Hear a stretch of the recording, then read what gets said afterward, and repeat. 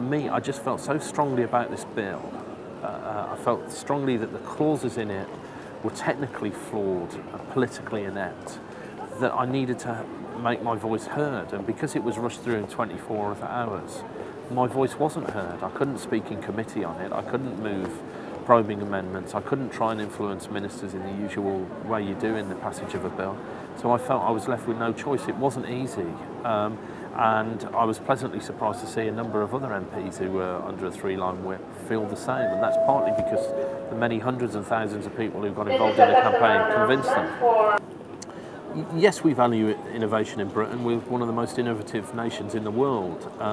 Will the digital economy bill be good for innovation? No, of course it won't. It's going to stifle innovation. It's going to protect analogue industries, very powerful old publishing interests, and essentially it's going to help manage the politics of decline in some of those industries, in my view.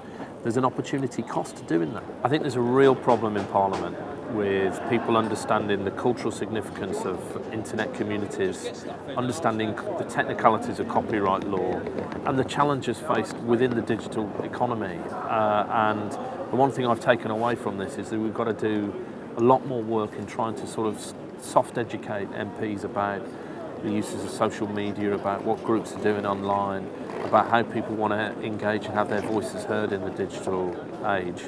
And we've really got to think about how copyright and patent laws, they're at the heart of many things we do, not just in the digital economy, can really be scrutinised in the Chamber of the House of Commons. Late on in the day, the voices of the many thousands of consumers and citizens in the UK did have their voice heard, and MPs now know there is a problem with the Digital Economy Act. However, their voices were drowned out by what was one of the biggest corporate lobbies I have seen as my time as an MP. The music and film industry must have thrown millions of pounds at this lobby campaign, and I think it provided a real democratic challenge. Where every clause, every speech that was ever made about the digital economy was monitored and challenged by the music industry. And these poor consumers who had been at the last minute could hardly have time to respond, let alone respond adequately. So it's great credit to the Open Rights Group and Consumer Focus and the other groups that oppose this bill that they managed to get any voice heard at all.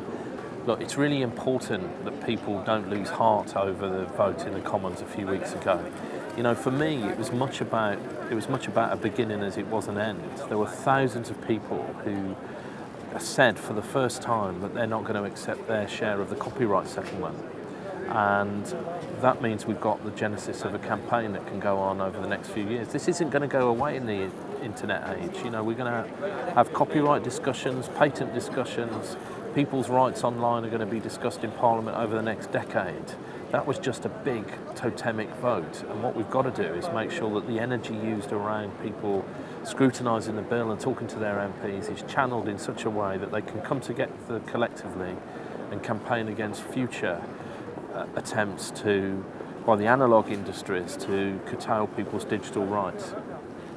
Well, coming out of the Digital Economy Act, I realised that there was going to be a real debate in Parliament in the next 5 and 10 years, and if I was going to stand out in the next 5 and 10 years on these issues, I needed to draw my own mandate at an election from my constituents and from the wider community that I talk to in the digital space. So I've did a quick crowdsourcing exercise. It's taken 3 or 4 days, and I'm hoping to put it to the voters in my own constituency of West Bromwich East in the last week of the election, so that if I am returned to Parliament and they decide they want to re-elect me, I can always draw on the mandate that they've given me to go and campaign on these digital rights issues. You only win political battles if you come together and act collectively. So the most important thing I would say is join the Open Rights Group. That is the platform for which we are going to express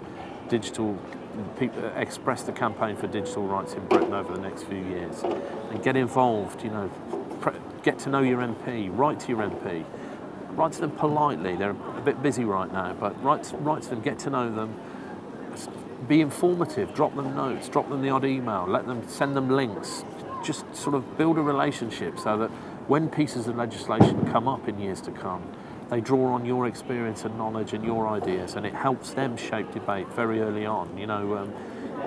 By the time a bill is debated in Parliament, the arguments have already been had, and it's important that we get in the mix very early. So join the Open Rights Group, get to know your elected representative, share in online communities, get your voice heard in our democracy.